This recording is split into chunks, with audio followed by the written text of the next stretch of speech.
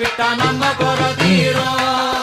அம்மனுக்கு விரதம் ஆதி முதல் இன்று வரை வழக்கம். அம்மனுக்கு விரதம் ஆதி முதல் இன்று வரை வழக்கம்.